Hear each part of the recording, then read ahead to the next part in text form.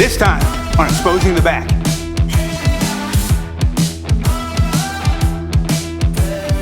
Alright guys, today on Exposing the Back, we're going to be switching it up. We're going from the bottom to the top, okay? So I'm going to give you guys some really cool back takes that you can do from the half guard position. I've already done a couple in our Hacking Half Guard series. I'm going to give you a little link somewhere in this direction right up there, and that's going to give you guys a start. But we're going to give you guys 2 new ones that you're going to be able to practice today, and you're going to be able to take people's back from that top half guard position and start killing your opponents every time you roll.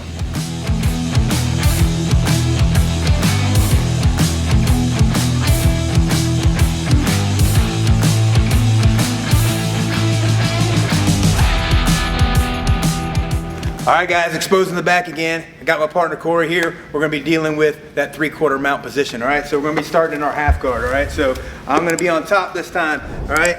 And I don't suck as much as he does on the top position, so I'm gonna drop myself into a 3/4 mount. I go into that knee cut, so a lot of times when I'm in this position, I wanna come up and I start driving my knee over, but Corey's really bendy and really hard to control in this position. So I'm just gonna take my knee and I'm gonna drive it to the other side of him and I'm gonna put it on the ground right here. All right, so whenever I do this, trying to get to my opponent's back by pulling him over and stuff like that, I've gotta be stronger than this guy. So I'm gonna pretend right now that I'm not stronger, but I am. But I'm not gonna be able to force him to come over onto his back. So what we're gonna do here is I'm gonna feed myself in underneath his elbow, okay? So I'm gonna use a little bit of leverage to get to his back this time. So I'm gonna drive my elbow down.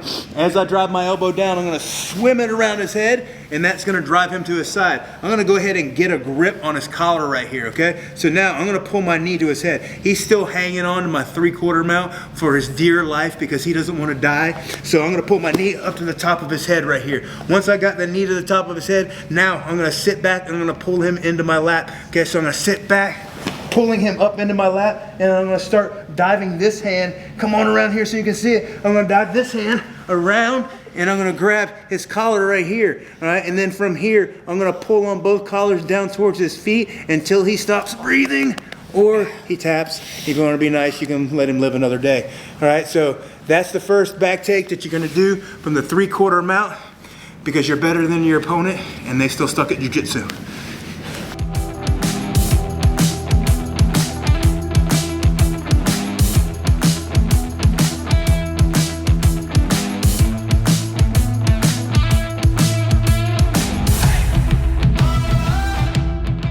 All right guys, I'm gonna give you guys a second variation on that top half guard back take, all right? We're gonna drive ourselves over in a 3/4 mount because our opponent still sucks, okay? All right, but they've made some improvements. All right, so we're gonna start in this position. All right, so I'm in this bottom half guard position, right? And I'm gonna drive up like I'm doing a knee cut, but I'm dealing with Gumby over here. So when I drive up into my knee cut, he sticks his leg over there. So I'm gonna drive my knee to the other side, and I'm gonna put myself in a 3/4 mount position because he's terrible at jiu-jitsu and still makes bad decisions. But he's been watching Gordon's new gi DVD, so he knows to keep his frames in here. Gordon doesn't have one of those yet, but I'm just saying, it's gonna happen in the future. All right, so I can't do my little going swimming underneath the arm because he's staying nice and tight with his frame. So I'm gonna make a different decision. I'm gonna step over his feet back here. So I'm gonna come up, I'm gonna step over his feet, I'm gonna staple them to the ground.